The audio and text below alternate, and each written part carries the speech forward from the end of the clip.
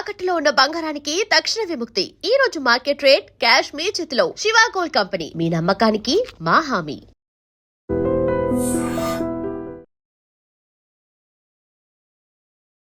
నమస్కారం, welcome to I dream.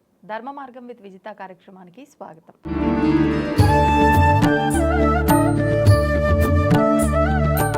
ప్రస్తుతం మనతో పాటు ఉన్నారు ప్రముఖ ఆధ్యాత్మికవేత్త జ్యోతిష పండితులు సుభాష్ శర్మ గారు. ఇప్పుడు గురుగారితో మాట్లాడి మరిన్ని విషయాలు తెలుసుకుందాం.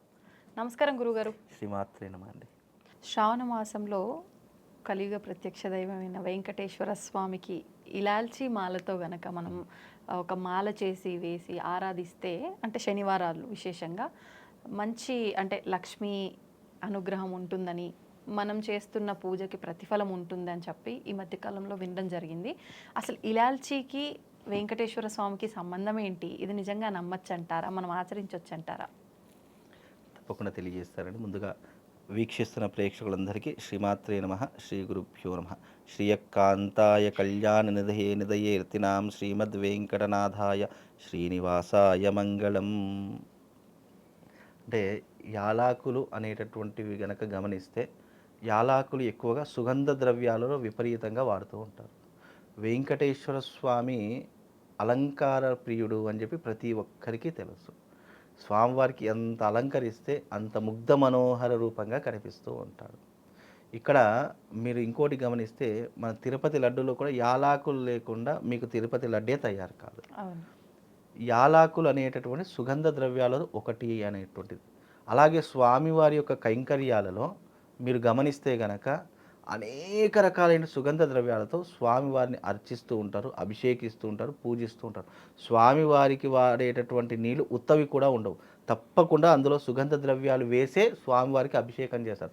మామూలుగా మనం ఇతర దేవాలయాల్లో ఖాళీ నీటితోనే అభిషేకం చేస్తున్నాం, కానీ తిరుమలలో అలా కాదు. తప్పకుండా నీటిలో అనేక రకాలైన సుగంధ ద్రవ్యాలు వేసి స్వామివారిని అభిషేకిస్తారట. అందులో ఒకటైనటువంటిది యాలాకులు. అందులో మీకు గోరోజనం వస్తుంది. అలాగే మీకు చూస్తే గనక ఈ యొక్క అరగజ వస్తుంది.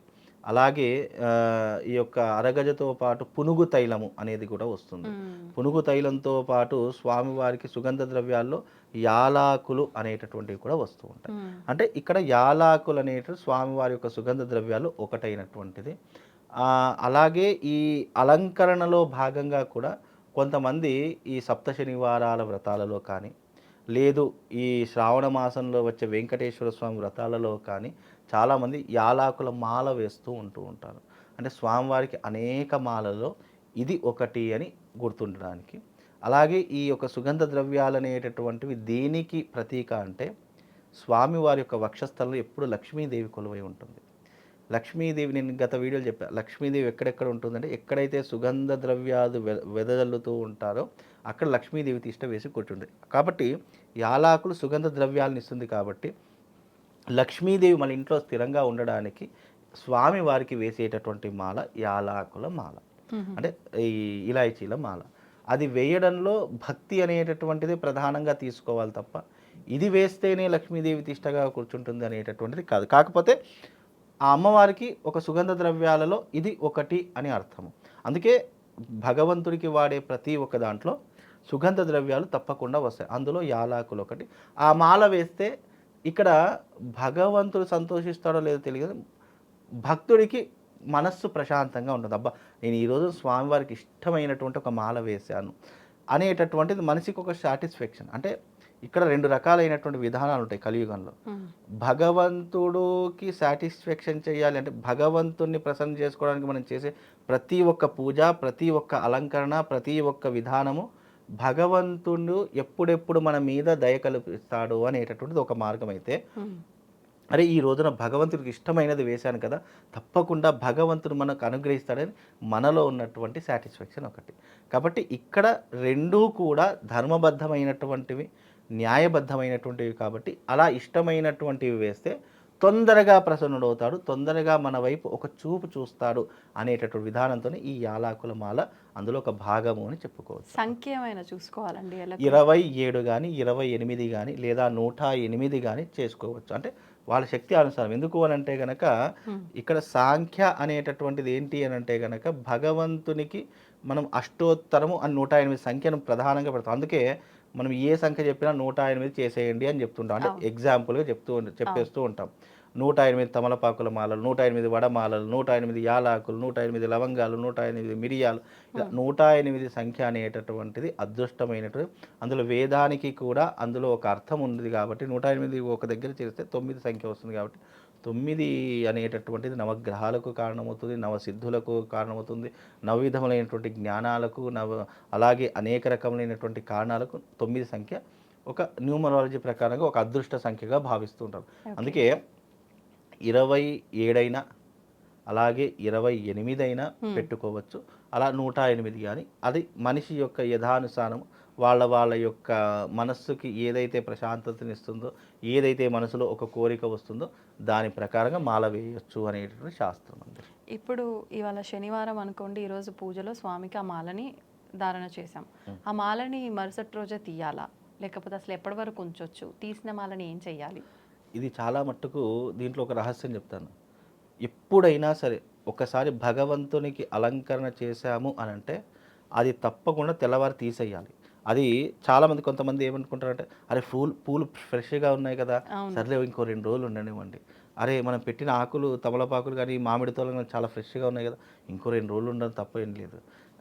దీపపు వత్తులు చాలామంది అయ్యో ఇది కొంచెమే కాలేదు కదా, ఇదే కొంచెం పైకని చెప్పేసి నూనె పోసేసి దీపాన్ని వెలిగిచ్చేస్తారు. ఇలా చాలామంది చేసే పొరపాట్లు ఇవే. భగవంతుడికి ఏదైతే మనము మాల కావచ్చు, పూలమాల కావచ్చు, యాలాకుల మాల, సంథింగ్ ఏదైనా ఒకసారి పెట్టామంటే మరుసటి రోజు తప్పకుండా తీసేయాలి. దాన్ని మలినము అని అంటూ ఉంటాం. అదే ఈరోజు నేను స్నానం చేశాను, రేపు పొద్దుగా ఈరోజు కూడా ఫ్రెష్గా ఉన్నాను కదా అని చెప్పి స్నానం చేయకుండా అయితే ఉండం కదా, మనము అలంకరణ చేసుకోకుండా అయితే ఉండం కదా. అలాగే భగవంతుడి విషయంలో కూడా అలాగే. అంటే ఈ యొక్క అలంకరణ అనేటటువంటిది ఇప్పుడు మీరు ఏ దేవాలయంలోనైనా చూడండి, నిన్న పెట్టినటువంటిది ఈరోజు మళ్ళీ మనకు కనిపించదు. బికాజ్ అది నిర్మాల్యము. మళ్ళీ మీరు ఎప్పుడైనా గమనిస్తే ఎందుకు అది నిర్మాల్యము అని అంటే, భగవంతుని చూడడానికి అనేక కళ్ళు, కొన్ని పాజిటివ్ ఉంటాయి, కొన్ని నెగిటివ్ ఉంటాయి, కొన్ని దుష్టశక్తులు ఉంటాయి, కొన్ని మంచి శక్తులు ఉంటాయి. ఇలా భగవంతుడి దగ్గర కోరుకున్నటువంటి కోరికలన్నీ కూడా ఏమవుతాయి అంటే అవి ఆ విగ్రహం మీద ఎఫెక్ట్ పడిపోయి తాను శరీరం మీద వేసినటువంటి పూలన్నీ కూడా మాలిన్యంగా మారిపోతూ ఉంటాయి. అందుకే వాడిపోవడం కానీ, ఏ పుష్పమైనా సరే చెట్టుకుంటే అది చెట్టుకు ఇంకో 2 రోజులు ఉన్నా అది ఫ్రెష్గానే ఉంటుంది. గులాబీ చెట్టు అనుకోండి, ఒక పువ్వు పూస్తుంది, ఒక 2 రోజులు తెంపకపోయినా అది అలాగే ఉంటుంది తప్ప ఎలాంటివి వాడదు. కానీ ఒక్కసారి తెంపి 1 గంట 2 గంటలు లేదా 1 రోజు లేదా నెక్స్ట్ డే అది వెంటనే వాడిపోతుంది. అంటే అది ఆయా పుట్టిన దానికి ఉంటే కనుక అది ఫ్రెష్గా ఉంటుంది. ఎప్పుడైతే అది ఇతరుల చేతిలో కానీ లేదా ఇతర విగ్రహాల మీద ఉంటుందో అది నెగిటివ్ ఇంపాక్ట్ని ఎక్కువగా గ్రహిస్తుంది. ఈ సృష్టిలో నెగిటివ్ని గ్రహించేటటువంటి దాంట్లో పుష్పాలు ఉంటూ ఉంటాయి. అలాగే ఈ అనేక రకములైనటువంటి ద్రవ్యాలు కొన్ని ఉంటుంటాయి నెగిటివ్ని గ్రహించే. నిమ్మకాయలు ఉంటూ ఉంటాయి, అలాగే గుమ్మడికాయలు ఉంటుంటాయి. ఎందుకు అవి అంటే నెగిటివ్ తొందరగా గ్రహిస్తూ ఉంటాయి. కాబట్టి ఇలాంటివి ఎప్పటికప్పుడు తీసేయాలి. కాబట్టి ఇలాంటి కొన్ని పనులు చేయడం వల్ల, అందుకే ఈ పూలు అలాగే ఉండని లేదా ఇంట్లో దీపవత్తు అలాగే ఉండని అంటే దీనివల్ల నెగిటివ్ ఇంపాక్ట్ ఇంకా పెరిగిపోతుంది.